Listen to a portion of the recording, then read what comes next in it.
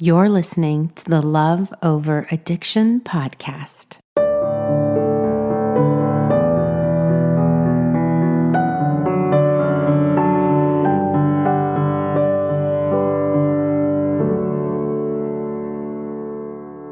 Hello. How are you? How was your week? I want to say a very, very big thank you for those of you that have kindly and thoughtfully, lovingly wrote to me about the last episode concerning my daughter. I read every single comment, good and bad.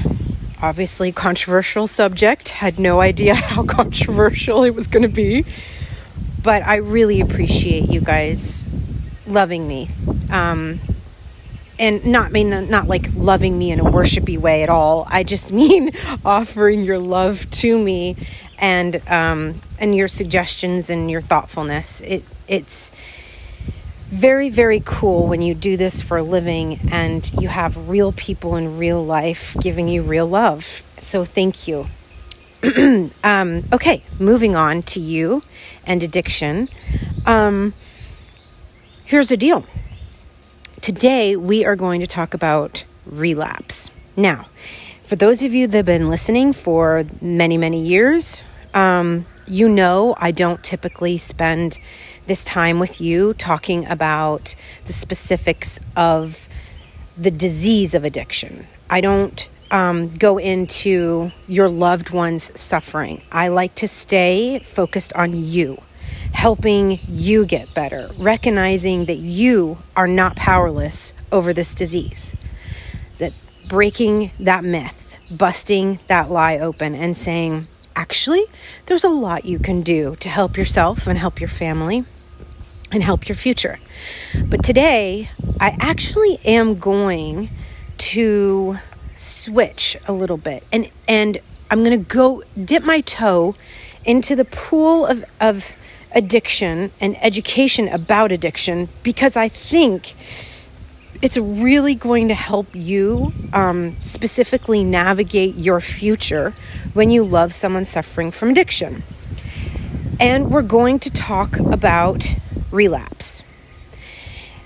And I know a lot of you just said you're either like just got a pit in your stomach that I'm talking about relapse because you're nervous about what I'm going to say, or it's bringing up some yucky memories, or you're intrigued because it's something that you are struggling with and you don't quite understand why do they relapse so often.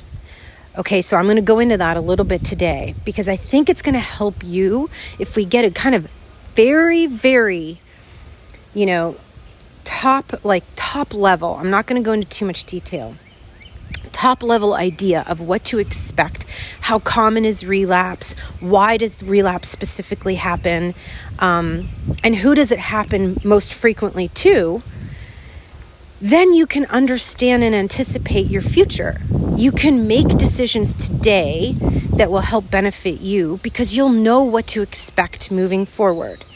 And the whole intention of this entire community is giving you education, science, research, advice so that you can feel a very big sense of empowerment. You can take back your power from addiction and you can get in charge and make the best decisions that you can make. I do not ever subscribe to the theory that what I say, one size fits all.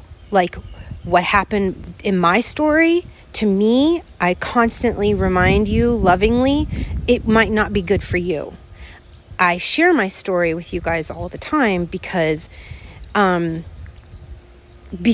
think it's so important that we all raise our hand and say, hey, this is my reality. This is what I'm going through.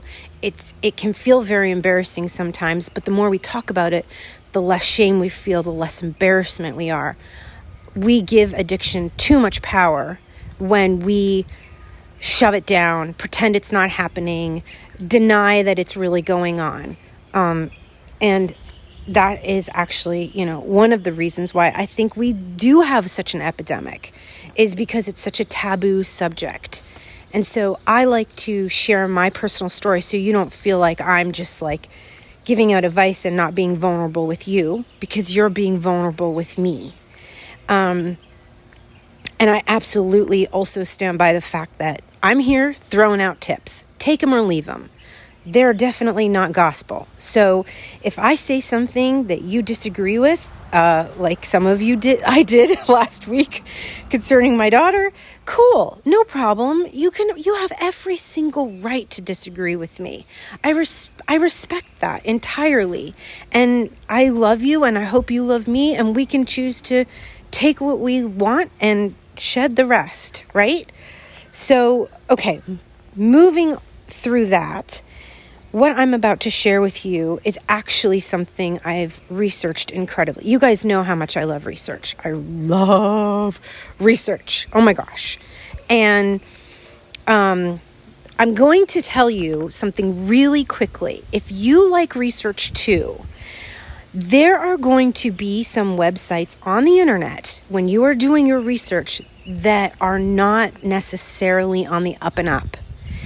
And I want to warn you about that. So if you're late one night laying in bed and, your loved one is up to their shenanigans again, drinking or using too much drugs or not coming home at night or neglecting you or, being abusive again, and you are just feeling so alone and so desperate, and you turn to Google and you are asking Google for help by researching, which I have done many, many times, I want you to know that you have to be very careful with whom or where you turn to for help, because there are a slew of websites out there that look like they are legitimate websites written by experts or professionals that are, or they even look kind of like a little bit of like they're scientific, but they are actually rehabs. And they don't tell you up front. The deception is they are not advertising that they are rehabilitation clinics. And what they are offering is saying, call this 1-800 number if you need more help. Well, this is where it gets a little shady, because first of all, it's always really important if you're selling something to say, I am trying to sell you something. I think that's like just good common manners, right? Decency.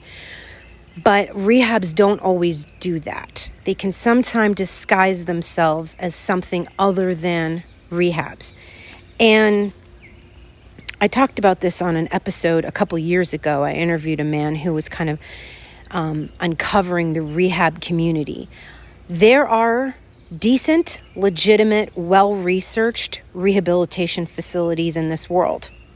And then there are some that are not so on the up and up. And so I don't want you, being a victim late at night, desperate, looking for help, to fall prey to getting poor advice from a place that looks like it's legit, but it's actually a rehab facility trying to sell you as the loved one, as the partner, that they have the answers and they have a bed waiting for your loved one if only you'll just put down $5, $10, $50, $70, $100,000, right? You need to know that up front, and some of them don't tell you that. So don't fall prey for that. When you do your research, I'm going to give you a couple places that I consistently go to for my research that are legit, that you can trust. And some of them are a little, they're a little dry to read. I'm not going to lie, but you'll get real information that you can rely on and trust. So the first one is called SAMHSA, and it's an acronym SAMHSA. It's an acronym for the Substance Abuse and Mental Health Service Hotline. This is a great resource for data, like how many people are suffering in the United States, what are they, with addiction, what are they suffering from, what are the relapse rates, etc., etc. They have a lot of flyers and pamphlets out there for friends and families. And then they have very specific information about like cocaine addiction or alcohol addiction or marijuana addiction. Lots of graphs, lots of charts, lots of geeky science, which I eat up. And that organization is run by the U.S. Department of Health and Human Services. So it's a government-funded program, and I just find it incredibly reliable. And they actually just redid their website, which makes it a little bit easier to navigate. The other place that I'm going to tell you is safe for you to do some research on is the U.S. National Library of Medicine and the National Center for Biotechnology. You're going to find a lot of scientific studies. Remember how I talk about that? Like I pull from a lot of science. That's a lot of the science, the studies that you can find and read. It's complicated. You're going to go there and feel a little overwhelmed. I'm not saying you should go to these websites. I'm saying if you're curious, these are the ones that you should check out. So today we're actually going to talk about relapse, and I'm going to use one of these studies that I found on the U.S. National Library of Medicine. It was a study conducted at Yale University, and it deals with suffering from relapse. So first and foremost, what I found absolutely fascinating, and it's kind of like one of those things where, listen, I'm going to say it and you're going to be like, duh, Michelle, I knew that. I know you know this, but I still it's just good to refresh. It's good to be reminded. I found it very helpful. So I'm going to start with saying one of the things that I found helpful was that they said addictive disorders are chronic and relapsing in nature. Again, like you can have the duh moment. Of course they are, Michelle. But isn't that fascinating? Because then I took it further and I was like, let's look up the definition of chronic.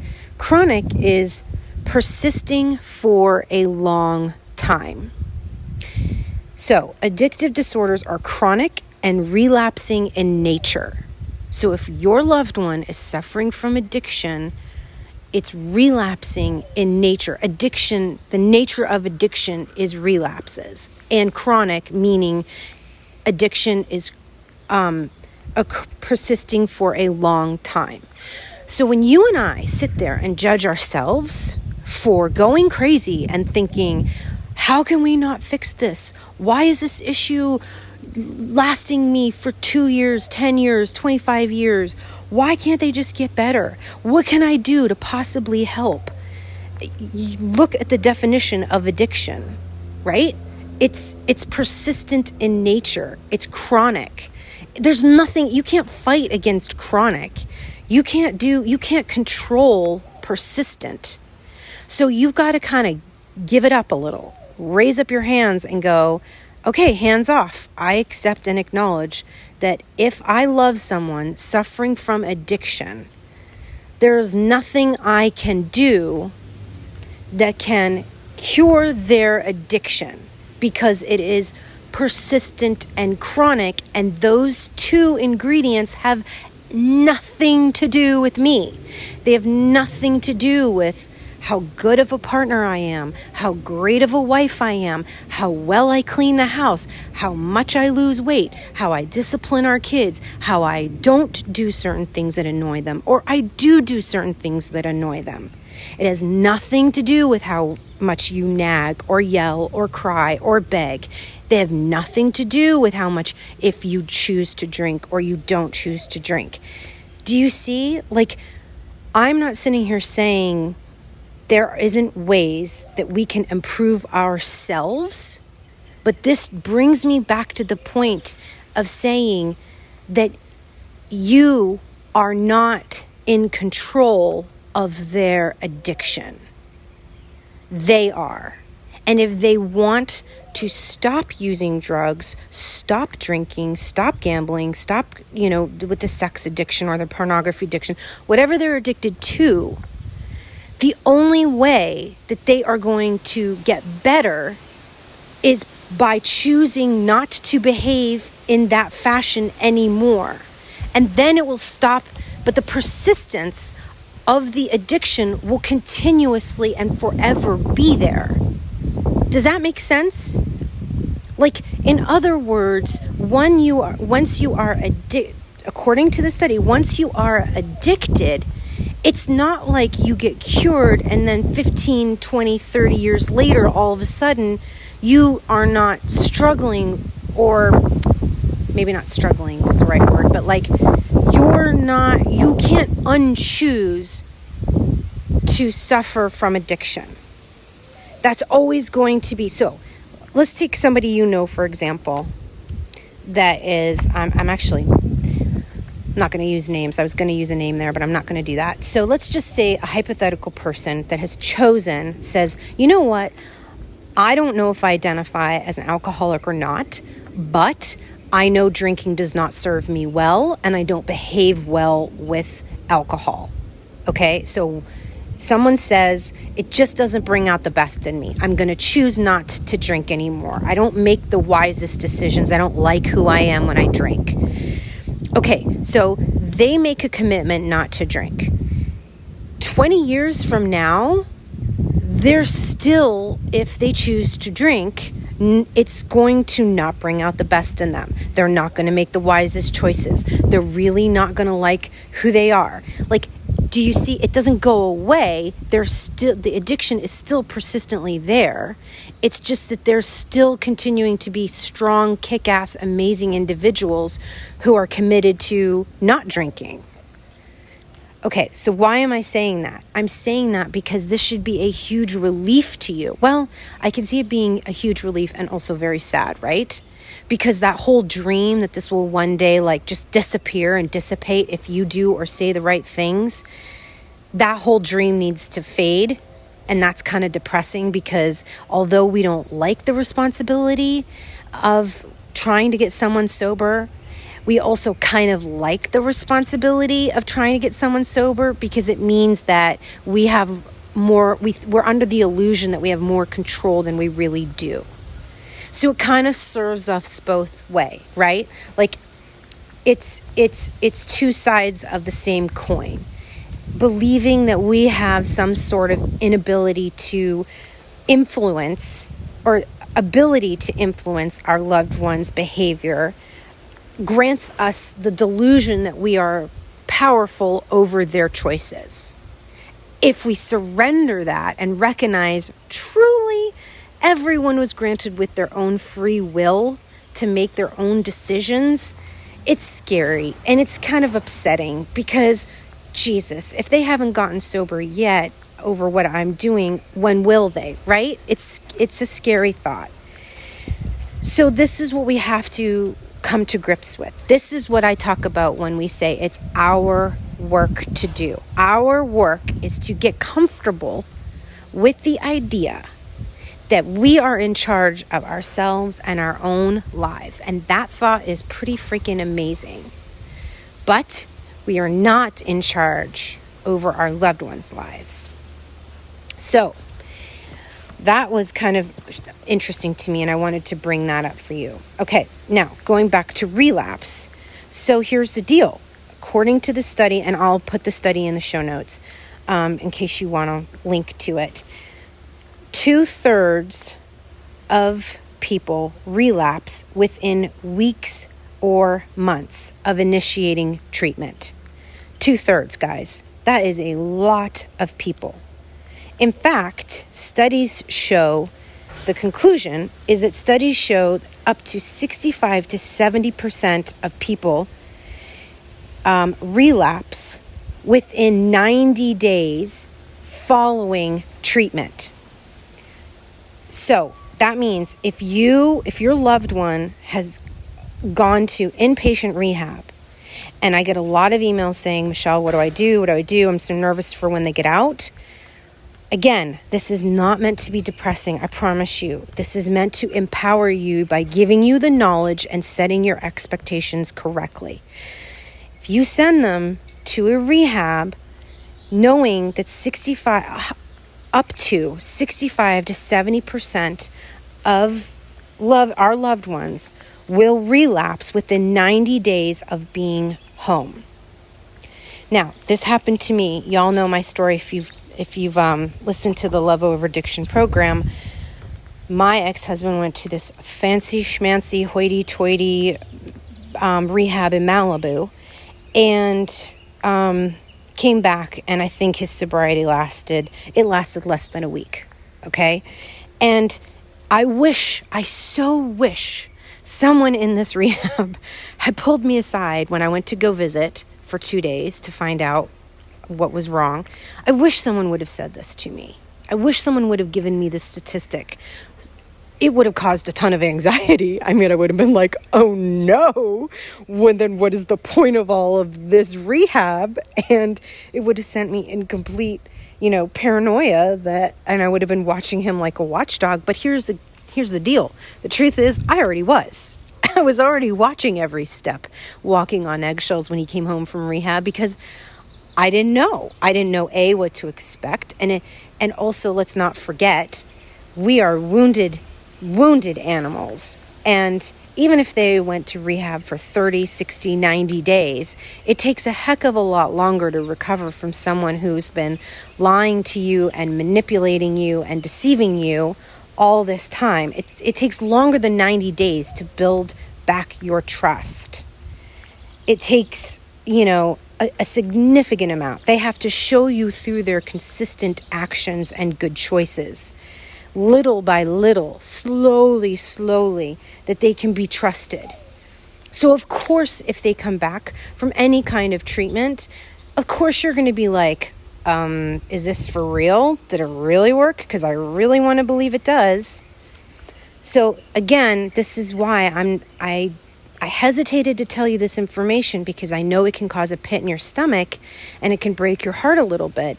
But at the same time, I think it's really helpful, empowering information to know. So now if you send your loved one to rehab, you can, 65 to 75% relapse in the first 90 days. You can ask yourself, well, am I okay with that? What am I going to do when they relapse, if they relapse? You can prepare. You can think through it. You can say, am I going to leave? Is that going to be the final straw? Is that the line in the sand? Or am I okay with relapsing? Am I okay with just saying, well, this must be the part of our process? I'm not saying it's going to break your heart any less when they do, or if they do, but it will help you think it through and ask yourself, if this happens to me, what am I going to do about it? You can choose to do nothing. You can choose to say, okay, you know what? If you relapse, I want you to go back into rehab. Like, back you go. Another 30, 60, 90 days. Or if you relapse, you're going to have to double your meetings, 2, 3, 4 meetings a week, maybe daily. If they relapse, you're going to double your therapy. Maybe if they relapse, you're going to choose to move out. Or if they relapse, you're going to choose to do nothing, because you're still madly in love with them and you're going to continue on with your journey and see if it happens again. All of those choices are valid and they're all yours to make. And I'm sure there's more that you can think of that I didn't mention. Okay, next. Okay, this is really depressing.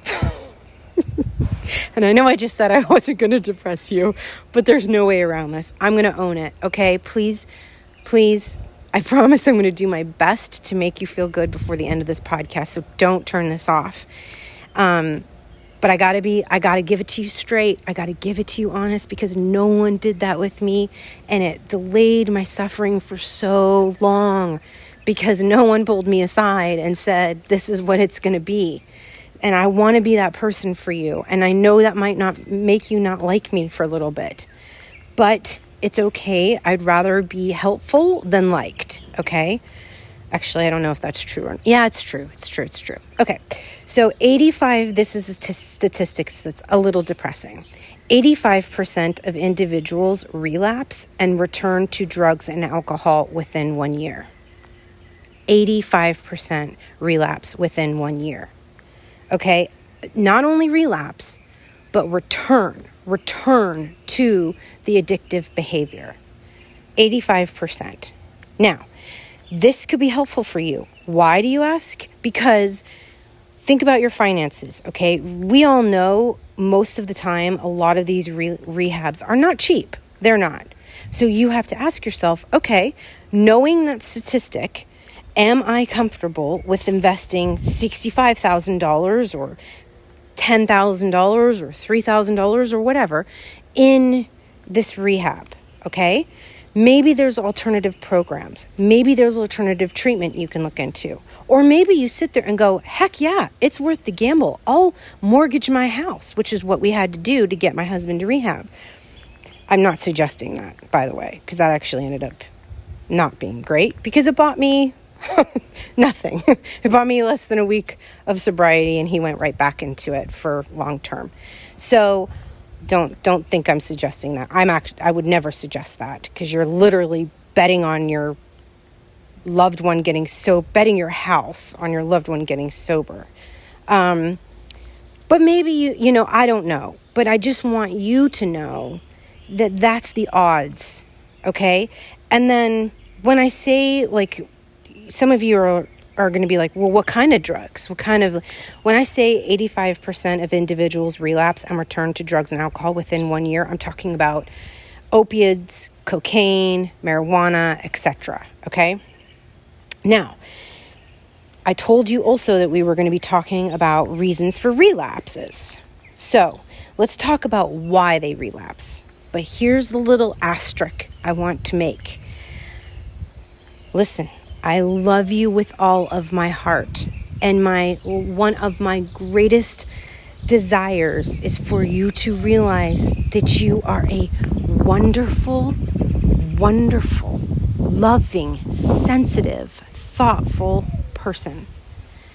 And that this is not your fault. Not your fault. Nothing you've done has caused them to end up like this. I promise you.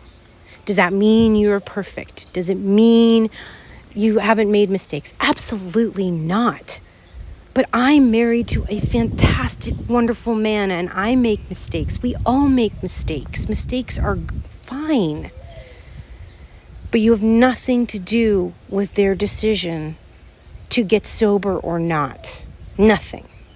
And so when my hesitation for sharing with you the reasons for relapse is, I don't want you to sit there and go, oh my gosh, well, I've done this and I could be responsible for that. And I certainly have done this. No. Listen to me. Please. I really want you to listen, please. Unless you are literally taking the bottle and putting it up to their mouth, and I'm going to get really weird here, so forgive me, unless you have a weapon, a gun, a knife, something, a baseball bat, I don't know, and are like threatening to hurt them, unless they log on to the porn site or have the affair or do the drug or drink, nothing on this list that I'm about to read is something that you are responsible for them using drugs or alcohol. Okay? Like, even if they have these things that I'm about to mention, it doesn't mean that you forced them to use drugs or alcohol. They are a grown adult and they get to choose what they consume or watch or how they spend their time. They have autonomy over their own life. But don't fall for them blaming you. That's one of the classic tricks that addiction tries to do.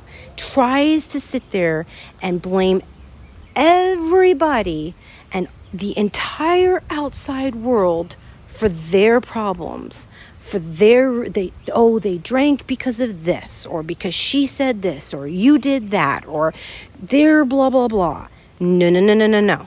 Is anyone holding up a weapon to them and saying, if you don't drink, I'm going to take your life from you?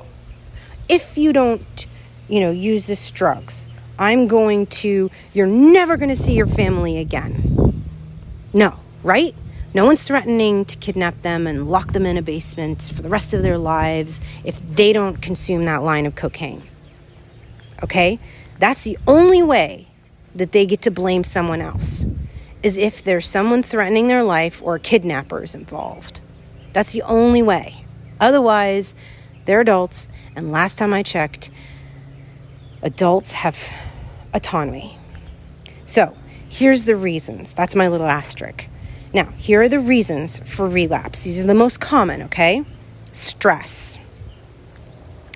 So, if your loved one's feeling stress, they might have a higher risk of relapse. Negative mood and anxiety is another reason for relapse. Drug-related cues. Now, what do I mean by this? I learned this like 20 years ago. Basically, without getting too technical, it's very common in rehab facilities or treatment centers to suggest that the person who is struggling with addiction physically move. And not only physically change locations, but change as many things as they can in their life. So I have read on many occasions of people that struggle with addiction actually sell all of their furniture, all of their belongings, and completely start over. And the reason why that is, there's actually science behind this. It's basically, how's the best way to explain? Okay, I'm going to give you an example. If, let's say your loved one is addicted to cocaine. We all know cocaine is expensive, right? It's super duper expensive. So, and usually cocaine dealers don't take Venmo. They don't take American Express or MasterCard. So you have to go to a ATM. And so you live in a neighborhood and you're feeling like you want some cocaine. So you get in your car and you drive to the ATM machine. You get your money out and then you go meet up with your drug dealer and you give him the money and he gives you the little baggie and you're all set. Okay? Let's say then that person that you love gets sober and says, that's it. I'm absolutely coming clean. I'm no longer living in this life. I love you. I love myself. I want to do better. So however they choose to make the decision to get sober. Then on their way to work, they pass by that ATM machine. There are literal neurotransmitters that go off in your brain upon looking at that ATM machine that mimic the feelings, the dopamine that goes off from the feeling of the cocaine. It's like a temporary 2 millisecond feeling of high. And it's like, oh, remember? Lights go off in your brain. Remember how good you felt when you got cocaine? And that's why not a lot, I actually don't know how much, but I have heard many times a lot of treatment centers say, you got to get a new environment so there's no visual triggers that cause cravings for your old negative behaviors. So another example was a guy who used to pass out all the time on his brown leather couch. He just had a routine where he would come home after being wasted day in, day out. He finally decides to get his life together and he says, okay, I'm going to get sober. But now, every time he walks into his apartment, he sees that brown leather couch that he used to pass out on, and up comes, the feelings And he said, I had to get rid of the brown couch. I had to replace it with a new couch. So that's what they mean when they say drug-related cues. That's what they mean. Okay, so that drug-related cues could be a reason for a relapse. Another reason, temptations and boredom, right? Temptations and boredom, and lack of positive influence. Now, I know you. I'm on to you. I know what you're thinking right now. You're tempted to write notes, to take notes on that and think, how can I fix this? How can I make sure my loved one doesn't have as much stress? Maybe they need to quit their job. Okay, I've always wanted to move to Alaska. That's it. We're selling our stuff. We're moving to Alaska. Yeah, I told you. I know you. I know your thoughts. We are very, very similar. I have the same ones, okay? If there was a list that could save my husband's life, give it to me. I will run through that list so fast. I get it. But here's the thing, okay? Let me get real again. One of the triggers for relapse is stress. How the heck are you going to help your loved one avoid stress? First of all, we're human beings living in a stressful world, period, end of subject. Okay? You can't clear the path and make a stress-free zone every day for the rest of their life until they pass away. That's impossible. We don't live in that kind of a world. And so you just need to forget that. You can't help them avoid stress. Negative moods and anxieties. How many times have we seen our loved one get into a negative mood and really tried every trick in the book to get them to be happy? And then how many times has our loved one been in a negative mood and then we own the negative mood, blame ourselves, and even if we were happy, then we got into a negative mood, right? We owned their entire, all of their feelings and took it on for ourselves. You know what? I don't know about you, but I know I can sometimes be in a very negative mood being a female during a certain time of month. You guys, negative moods are natural. What's the most unnatural thing is to think that we should be happy all the time. Like, that is unnatural. It shouldn't be. One of the things that drives me bananas about the self-help industry is setting the expectations that if we work hard enough, if we really hustle and hack our life, and have these amazing habits, and we do yoga and drink our green juice and we meditate for 50 hours and we buy organic cotton sheets and we, eat the whatever flaxseed something or other, and we do 10,000 steps and we, whatever, all that pressure that they tell us to do, that we're going to be happy 100% of the time. Like, that's the expectation that they're giving us to sell books. And the truth of the matter is that it would be completely a weird, messed up world if everyone was happy 100% of the time. That's not even a reasonable expectation. So we need to understand that feeling good and bad is good.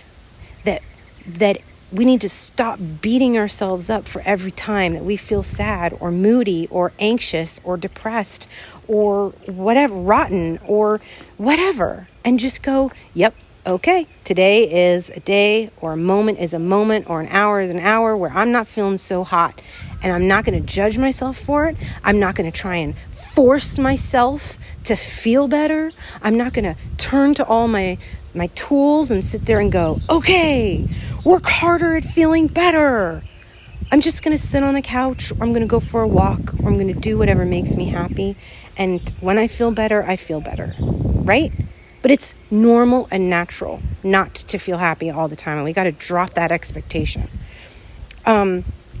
So when your loved one has negative moods and anxiety, you do not need to sit there and go, well, I just need to make an environment where they're happy all the time. I need to be happy all the time so they can be happy all the time. It doesn't work. All right. Drug-related cues, like we said, that's another reason for relapse. I know you might be tempted to move. This one I'm actually gonna endorse. I actually think it would be a good idea maybe for you to consider the idea of a new beginning. Now, one thing I can promise you is if your loved one is not committed to addiction absolutely will follow you. Remember what we said at the beginning of this podcast, right? What did we say? It was persisting and chronic. So you moving locations and starting fresh is not going to be the guarantee that they get sober, okay? But if you're looking to make a change and you want to move because it works in your best interest, then go for it. If you, which I hear a lot of you say, I love my house, I'm not leaving my house, this is where I raise my kids, my neighborhood is everything to me, then don't move. And don't go buy a new couch, because I don't know, statistically speaking, how effective that is. Maybe I can try and find a study on it, but I don't know right now. So if you changing your entire environment or buying a whole new set of furniture or whatever is only giving you a 2% higher increase in chances of getting sober, is it worth it? No.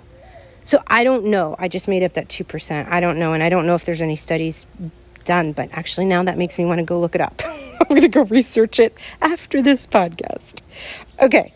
So then the other reason for temptations or reasons for relapse are temptations and boredom. Yeah. Okay. Let's get real. I am tempted to shove my face full of powdered donuts all the time. Right? Like temptations are so normal, so okay. How can we live a life without temptations? Whatever that is. It doesn't matter, right? You can't change that or take that away. And then a lack of positive influence. I know we like to say, well, you should be friends with Joe because Joe loves his wife and Joe lives a sober life and Joe loves his job and look at the way Joe loves his kids. So why don't you be best friends with Joe? We've all done that, haven't we? But really, ultimately, you're not their assistant. You are not their manager. You are not their mother. You are not the calendar maker for their lives. They are a grown adult. They can decide who they are friends with. And even if it's bad people that you don't like, you can't change that. They got to decide, they got to come to the conclusion that they're bad people and that they're not healthy to be around. But the reason why they haven't changed is because those people are typically enablers. And they all kind of enable each other. So you can come in guns a-blazing and be like, break it up. But they'll all find each other or they'll find new people to enable them, right? So what do? Because you're like, Michelle, you said that you were going to end this on a positive note. I don't hear anything positive. What am I supposed to hang on to hope for? How are you going to make me feel better at the end of this podcast? And here's what I'm going to say to you, okay? The things I just mentioned about reasons for relapse, all of those things are real problems that you and I and our loved ones deal with all the time. They're common other than the drug-related cues. All of those are common denominators in every human being that lives and walks the face of the earth. We all have stress. We all have temptations. We all feel bored once in a while. We all have a lack of positive influence. We have those friends that aren't so great for us or parents that aren't so wonderful. Okay? We all have negative moods and anxiety. Hello, it's part of being a human. But here's the good news, is that the difference between you and me and the people that are suffering from addiction are two things. Number one is we probably don't have a genetic predisposition to be addicted to anything. All right? There's a lot of science saying some people just have a gene. And, there's been different talk about isolating different genes. We don't know. I'm not going there right now. That's not what this is about. But that's one thing. The other thing that we don't have in common with the people that we love is that you and me, we have coping skills. When we feel those triggers that cause our loved ones to relapse, you and me, we know, okay, well, turning to drugs, getting high right now, getting drunk right now, going to watch porn, that's going to numb me out and make me probably feel worse. So I'm not going to choose to do that. Instead, I am going to take something negative that's happening to me and use a tool in my toolbox to help me through it. For some of us, it's going for a walk on a friend. Some of us, it's praying. For some of us, it's meditation. For some of us, it's exercise. For some of us, it's cooking or painting or spending time with children or grandchildren, whatever. But the point is that you and I, we know better. We say, yeah, you know what? Those kinds of tools like drinking and drugs and all the negative stuff, that's not really healthy. So I'm going to make a better choice, and I'm going to go to my toolbox and try a bunch of different stuff until I feel better. That's the difference between you and them. And so here's the good news. Are you ready? They can learn those tools the way you did. You and I both know that addiction happens to stellar, amazing people. Most people are amazing. Like we said a couple weeks ago, not everyone addicted to drugs and alcohol is a good person, but most of them are phenomenal human beings, really good, smart people. I always say my ex-husband had more potential in his pinky than I do in my entire body. I mean, the man had it all. He was smart, he was good looking, he was popular, he was introverted and extroverted and driven, and all the things that everyone wished they could be rolled into one guy. We love good people. That's why we love them, because we're smart, intelligent human beings that see potential in people. We don't love jerks. We don't fall in love with jerks. We see the potential in the jerk, right? If they are a jerk. Some of them are very nice people, not jerks. But you know what I'm saying, okay? I'm saying that these tools you and I know to be true that work for us, they can work for our loved ones if they are willing to stop using drugs and alcohol and whatever other thing they're addicted to break the cycle, to break the pattern, to resist the temptation, and find some new tools. That's how people get sober long term. And I'm going to give you a little bit of an example of this before we go. Okay, so I often say that typically the age that your loved one's addiction begins is the age that they're frozen in. Okay, so if your loved one really started like drinking, using drugs heavily and started getting addicted at like 21, chances are, let's say you've been with them for a while now and they're 35, chances are you're married to a person who is emotionally stunted at 21. They're kind of frozen in time in regards to the emotional, like EQ, like their emotional growth is stunted at the age that their addiction began. Okay? So that is why when a lot of people choose to finally get sober, they have the tools of a 21-year-old, even though they're in a 35-year-old body. And you're like, wait, what? Why am I feel like I'm dealing with a little boy here? You're a grown man. You have a job. You have kids. You have hair on your chest. What's going on? Well, the reason is because they were stunted at that age. So that is why when they get sober, you have to go back to the very basics. You have to go back to, okay, let's start from the beginning emotionally and move forward. And the great news is they progress very fast. That they do. They get a clue. They're fast learners. They want to learn. They're highly motivated to learn new tools. But they don't have the tools that you have because they didn't emotionally grow like you did for all these years. They're really stunted and way behind you in the emotional, on the emotional level. And if they, not you, big slip there, if they decide to surround themselves with experts and advisors and people and teachers who can teach them the tools that they need to have the coping mechanisms so that they don't relapse, that's the key. Then you've got a sober person long term.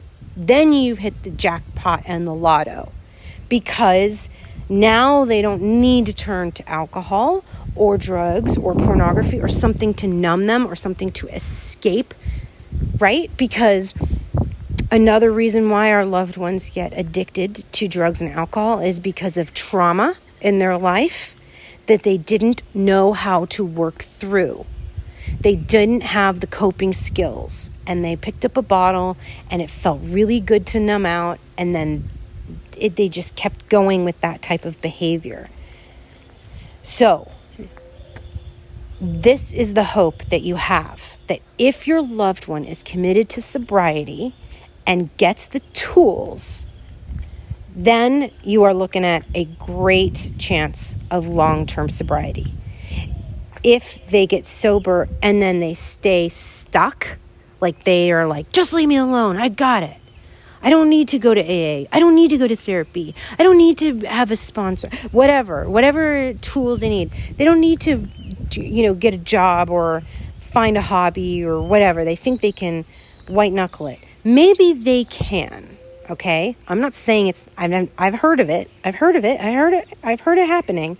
But more often than not, I've heard of what we call a dry drunk, which is a very moody human being that is impossible to be around because they are just grumpy and mean all the time, and they're raging, and anything can set them off. They're like a ticking time bomb. And some of you know what I'm talking about. That's called a dry drunk. And the reason they're dry drunk, and some of you go, I love this when you say this to me, they're like, Michelle, it was almost nicer to be around him when he was drinking. I always thought I wanted someone to get sober, but geez Louise, this is even worse. This is impossible.